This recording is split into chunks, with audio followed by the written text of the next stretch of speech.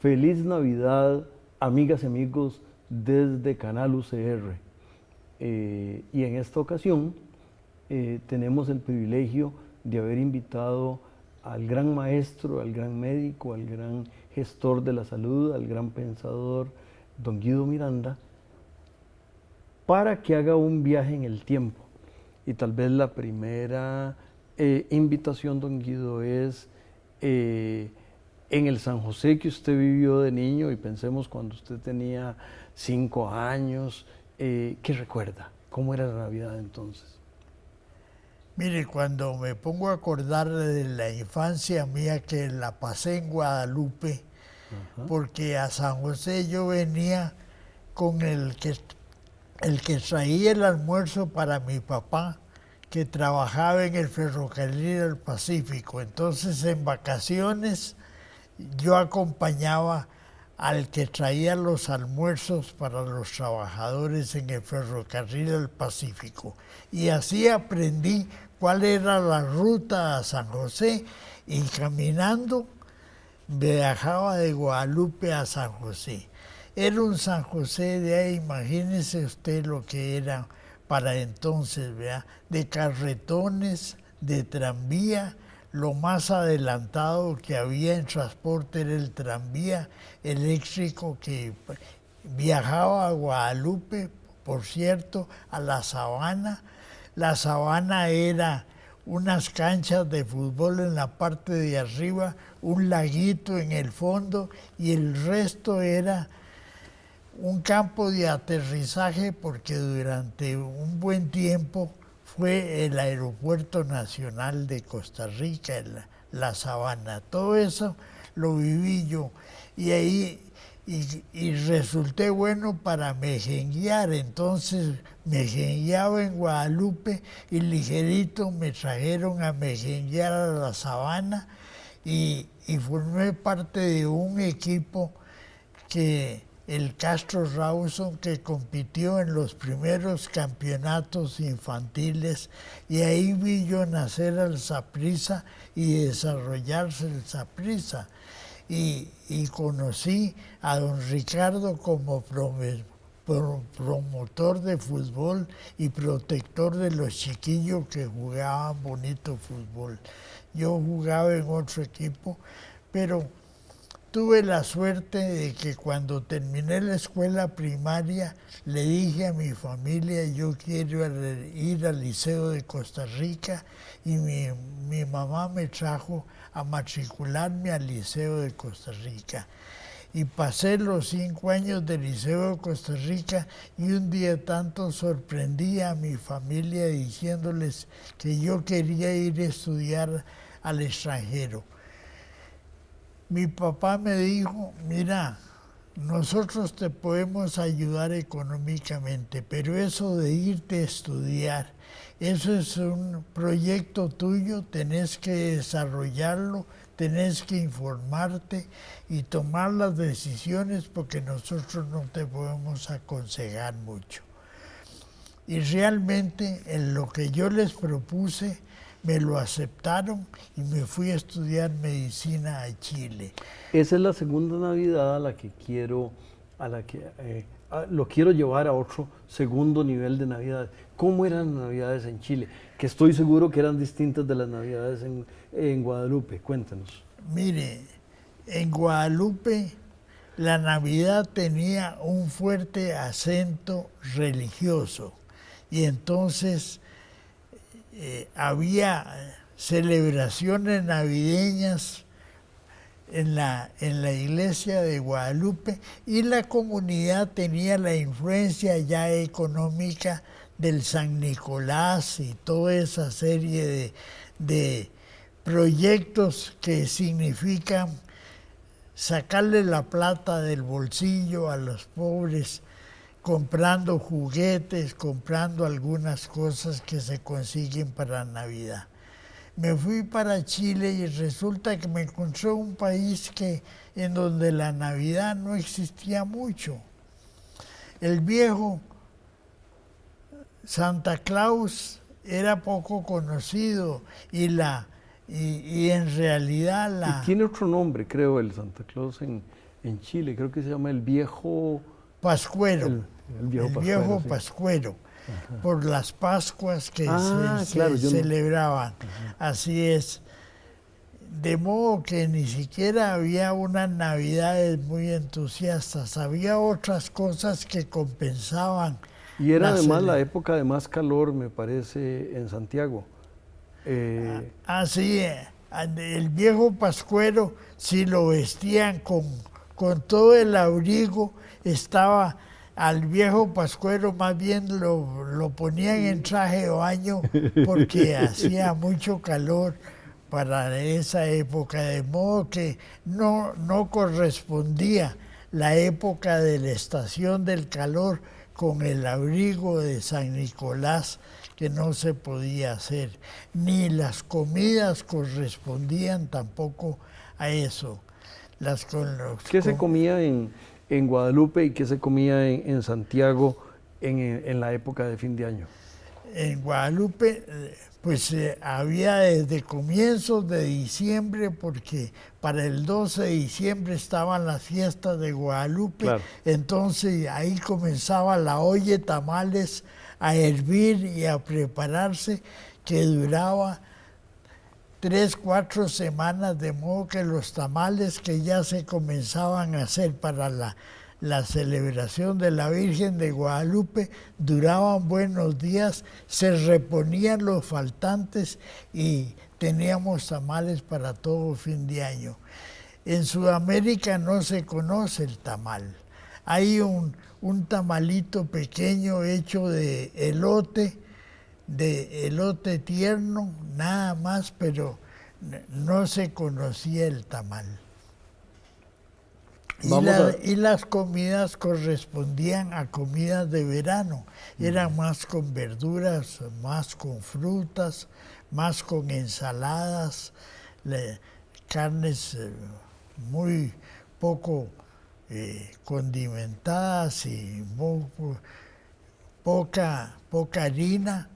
No correspondía a la pérdida de calorías que había en invierno, en donde las comidas se volvían más abundantes, con mayor cantidad de harina, mayor cantidad de grasa y mayor cantidad de carne en el contenido de la alimentación. Pues con ese mensaje vamos a pedirle al canal que nos invite a regresar y nosotros regresamos una vez que nos vayamos a referir a sus Navidades de regreso en Costa Rica.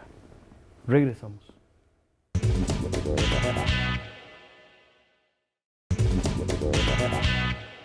Continuamos, amigos y amigas, en esta diciembre de 2016, en que el programa cumple sus 16 años, por cierto, y que don Guido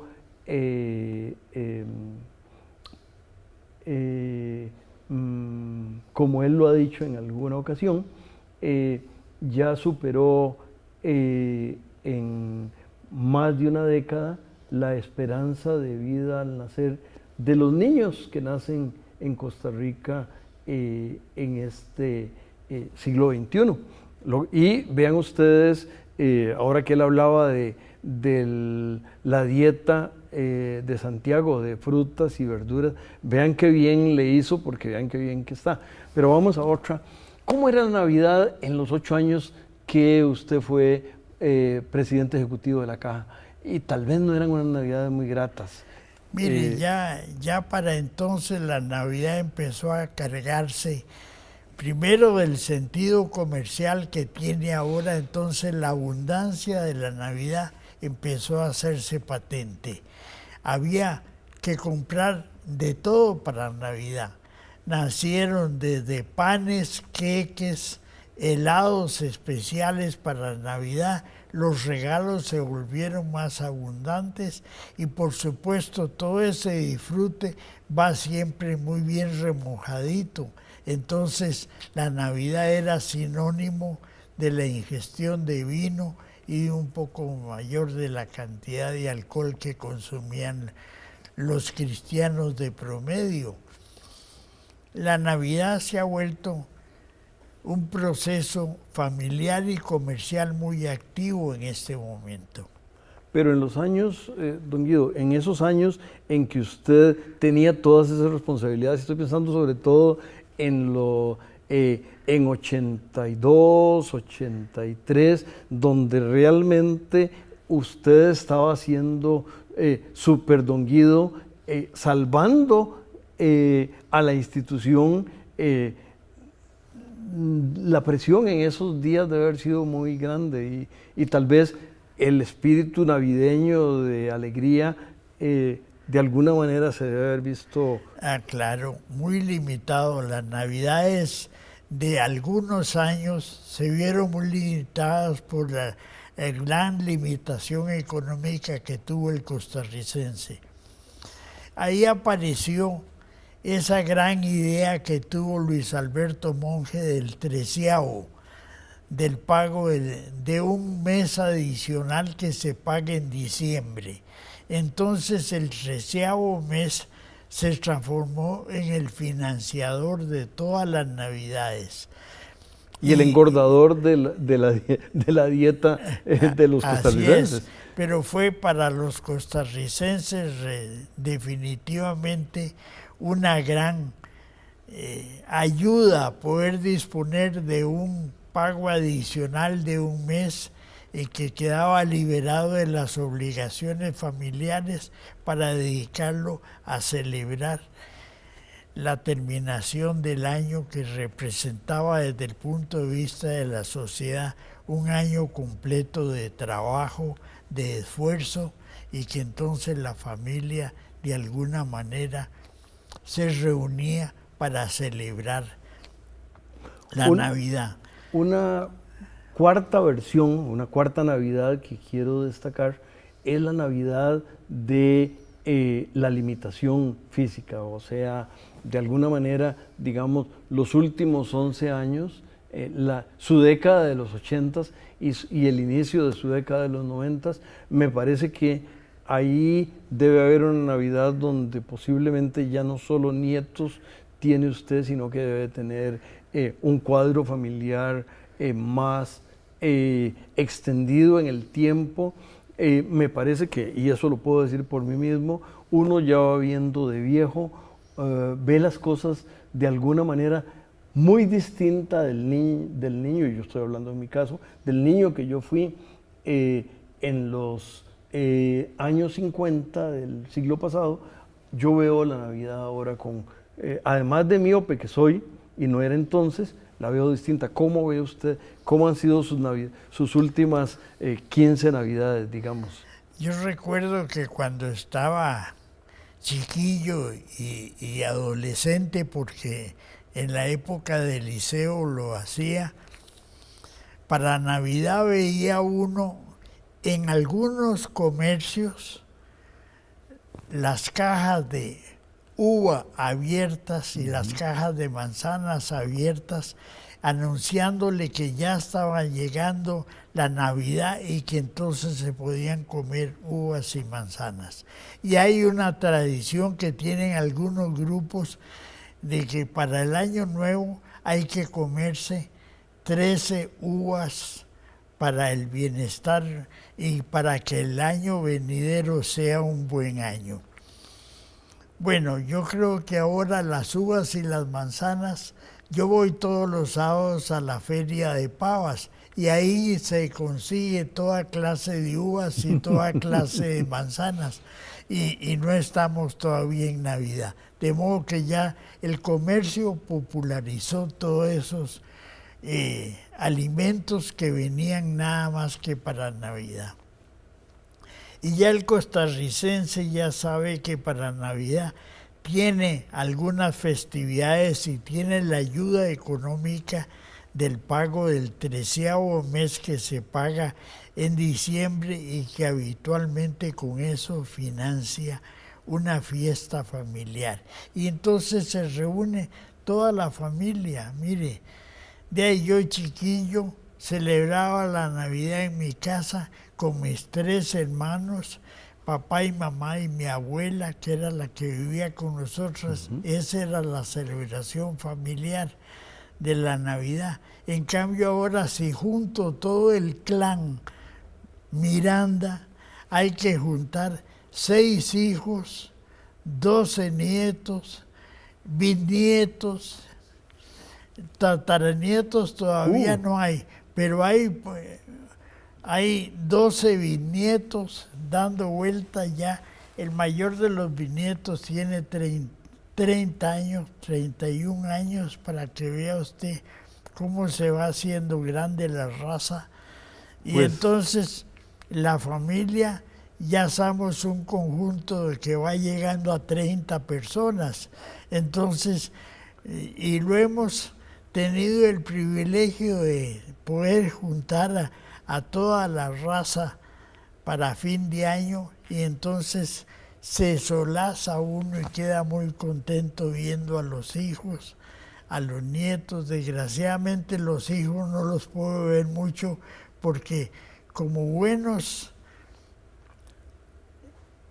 errantes educados, hay hijos que viven en Estados Unidos y hijos que viven en Europa, en Alemania, de modo que tengo una hija que vive en Sudáfrica, imagínese usted. Con ese mensaje tan global, invitaremos al canal a que nos convoque otra vez. Nosotros regresamos.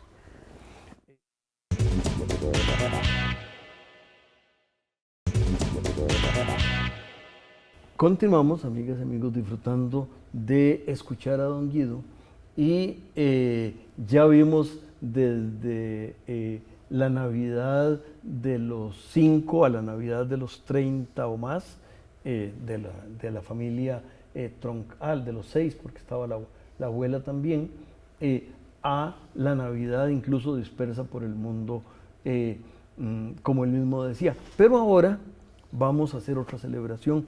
Vamos a retomar un poco el hecho de que en este año 2016 se han cumplido los 75 años de la Caja, y usted, como nadie en este país, por 8 años dirigió la institución, y si ponemos sus años de gerente, ni se diga, y además usted salvó a la institución y además tiene una mirada lúcida sobre la institución. Son 75 años, doctor. 75 años de vida. Yo recuerdo que cuando estaba en el liceo apareció el proyecto de Calderón Guardia de crear un seguro social, y creó un seguro social en que el asegurado era nada más que el trabajador, y el trabajador hasta 300 colones. La ley inicial de la Caja le da el seguro social solo al trabajador, no a la familia, y aquellos trabajadores que tienen hasta 300 colones mensuales. Pero el seguro empezó a hacer tal beneficio desde el comienzo que rápidamente empezó a crecer.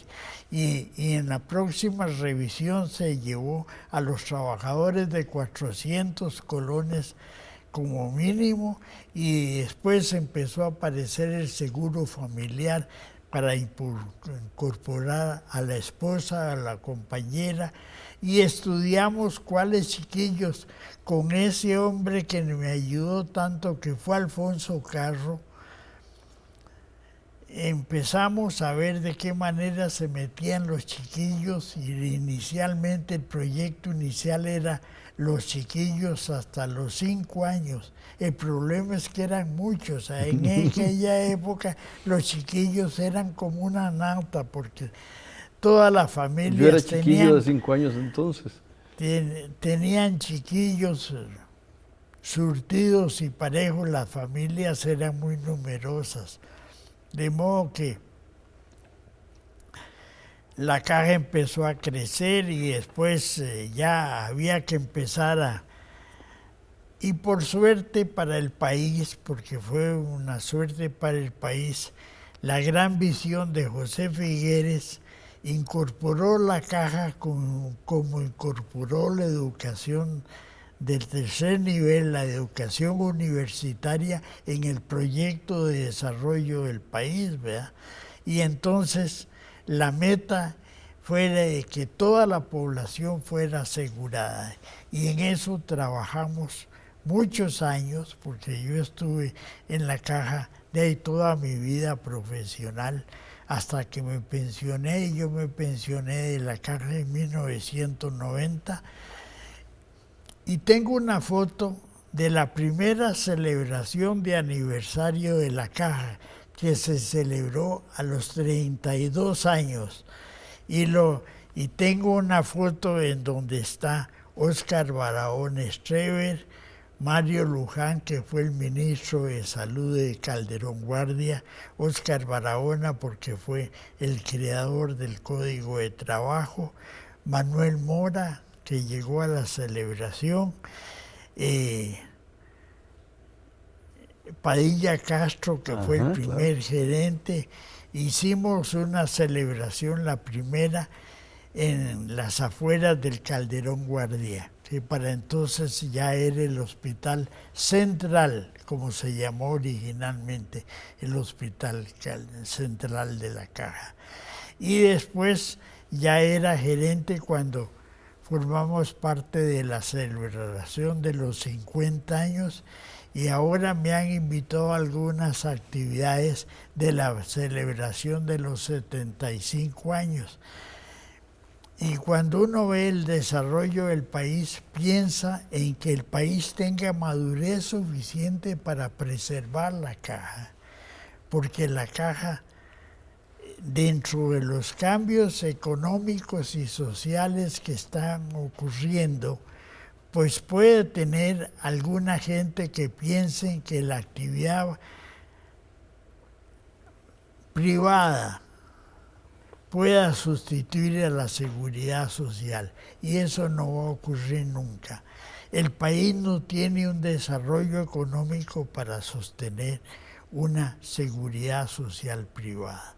La seguridad social tiene que ser institucional, de modo que usted con su hipertensión y con los ATAPs allá en Heredia, y yo con mi problema manejándolo en donde vivo ahora, aquí en San José y cerca de La Uruca, que es donde estoy viviendo ahora, el país tenga el beneficio de la seguridad social. Si eso no ocurriera, el costarricense no tiene capacidad económica para financiar una seguridad social privada. Y cuando estoy hablando de seguridad social privada, digo un disparate, porque no hay seguridad social privada. Hay seguros sociales, seguros de salud privados, pero seguridad social, ese es un proyecto de carácter económico, social, político, que cubre a toda la población. Puede tener participación de la economía privada importante, pero el fundamento es un Estado que se preocupa de cubrir a toda la población con los beneficios de la seguridad social. Y la seguridad social ya dejó de ser un seguro de salud y ahora es un seguro para el adulto mayor. Cuando usted piensa que este país está envejeciendo con la velocidad que envejece, solo un programa de seguridad social le puede dar al adulto mayor bienestar en su casa, bienestar en su comunidad.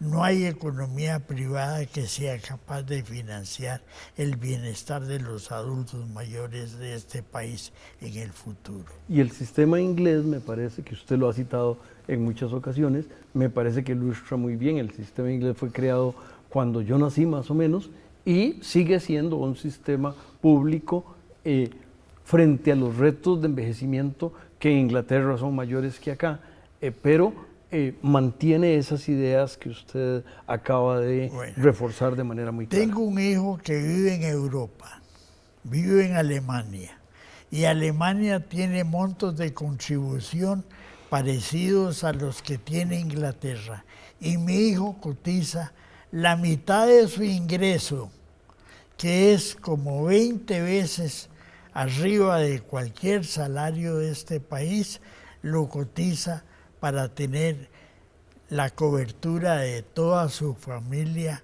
con la seguridad social en Alemania, y que el gasto que él no hace de dinero, el sobrante, sirva para proteger a otros alemanes que no pueden pagar la totalidad del gasto. De modo que este es un proyecto estatal. Entendamos que los seguros de salud podrán existir en su futuro como seguros de salud privados, pero la seguridad social es un proyecto del Estado para garantizarle a toda la población que va a ser cubierta por los beneficios del seguro social. Con ese mensaje tan importante, a las amigas y amigos les deseamos paz, felicidad, dietas muy apropiadas en estas Navidades que están por llegar. Muchas gracias, don Guido.